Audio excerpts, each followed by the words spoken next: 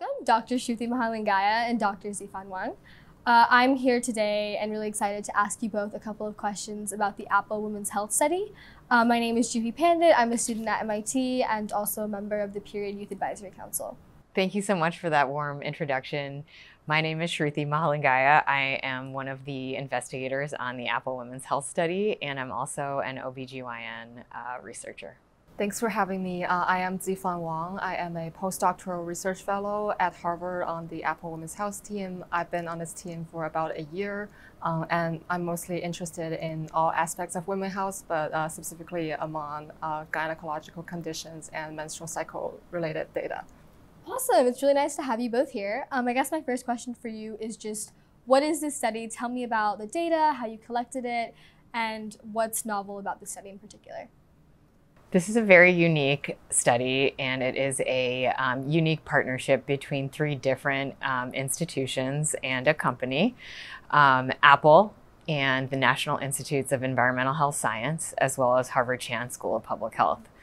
One of the goals of the study is to really understand how lifestyle, demographics, and social factors impact the menstrual cycle health, as well as health across the lifespan for people who have the capacity to menstruate. We have been able to kind of peer into the data since it was launched in 2019. It has been so important to be able to ask new questions with this kind of novel platform that can allow for insights into menstrual cycle and reproductive health. So I'll just mention really briefly, one of the novel aspects is that the study is fully digital.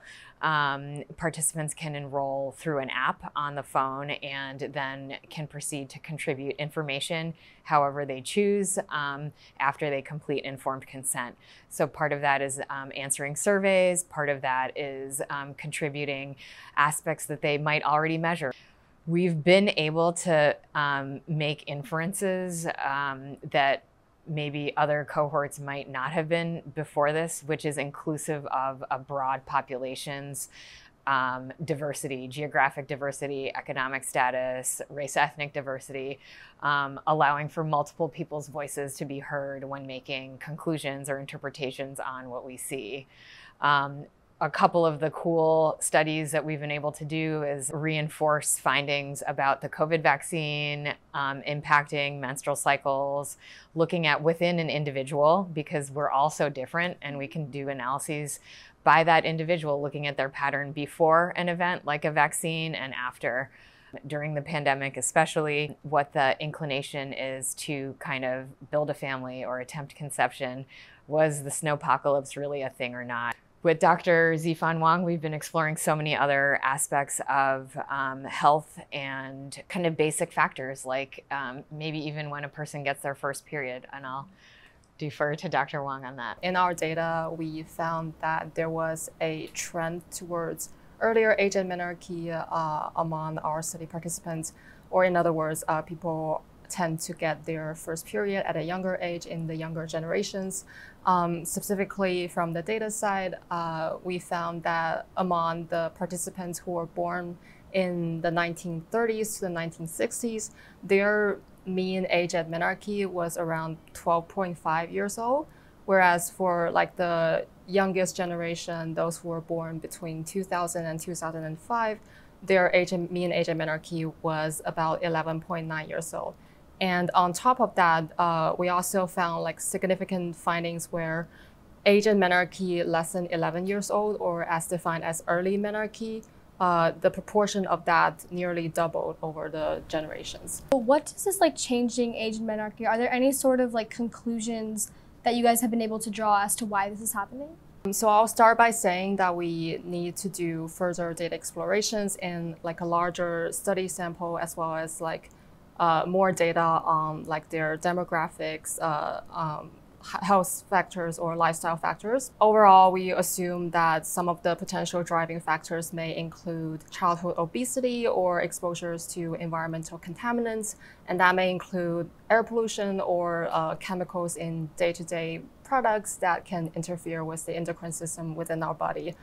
So these factors have been shown in other studies that they can impact age and menarche or like early onset of puberty, And we also know that exposures to these factors are also on the rise over the past few decades. Although further data validation is needed within this study, but we assume that this trend towards earlier age menarche is going to continue in the next several years. Touching a little bit more on demographics, was an earlier age menarche reported kind of across the board in the various diverse demographics in this study, or was it more specific to certain demographics? Yeah, that's a really nice question. So in our data, we actually see this trend towards earlier age menarche in younger generations across all demographic groups. But we also wanted to highlight that certain groups were more heavily impacted than others. So for example, compared to those who self-identify as non-Hispanic white individuals,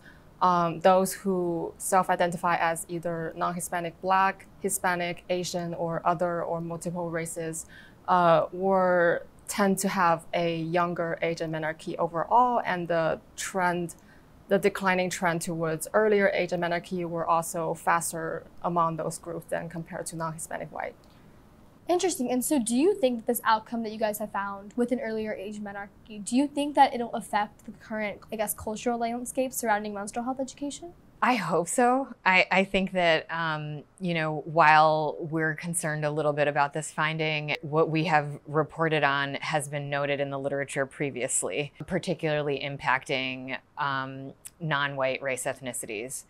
I think that bringing in education around drivers of earlier age menarche, particularly in schools for educational learning, as well as in the pediatrician's clinic, I think could be very helpful to potentially mitigate the process. Dr. Wang also noted that the relationship that we found was partially mediated by body mass index at age at menarche. So having some prevention strategies and education around optimal physical activity and dietary choices, choices around unprocessed or minimally processed foods, I think can be very helpful, in addition to how all of that plays into puberty and the menstrual cycle, which I think is a much needed area for education in the country. So I guess pivoting a little bit to product usage, and in this study in particular. So what does the data tell us about the prevalence and likability of, say, reusable products versus disposable products throughout generations? So in a separate data exploration, we do ask about participants' typical menstrual product use patterns. And we found that disposable products like tampons or pads, they were still the most preferred choice among all age groups. Although there have been some differences across different age groups where younger people tend to prefer using tampons or pads more often than older aged people. Reusable products like menstrual cups or period underwear, but still we're seeing it is starting to attract individuals of a certain age group, so mostly for the age group within their 30s, 30 to 39 years old. And then there was also some attention among those who were aged under 20, especially for menstrual cups. Okay, so what are the implications of these data-based findings? I think one of the biggest implications of how... Okay, so what are the implications of these data-based findings?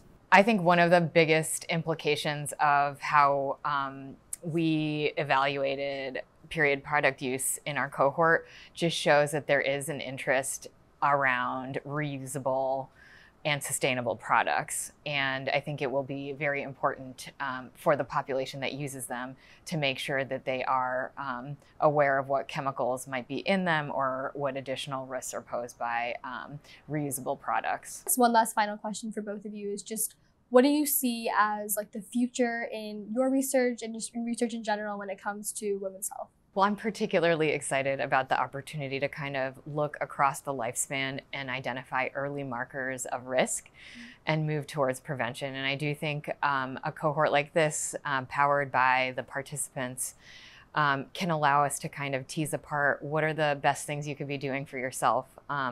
And can we enact those at the individual level, or do we need to do that more at a community level, educational level, or a clinical level. How are we going to get the best health that we can? So that's kind of what I'm excited about.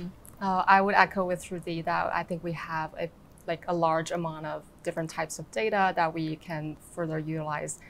For example, combining the survey responses to the sensor-based data or the menstrual tracking data, and also just trying to ensure that whatever comes out of our research question is deliverable to the public, and making sure that there are intervention strategies that we can apply or infer from our results that might benefit the younger generations of US. So thank you both so much for taking the time to speak with us. This has been a really inspiring conversation, and I'm really excited to see what the future is for women's health and the study in particular.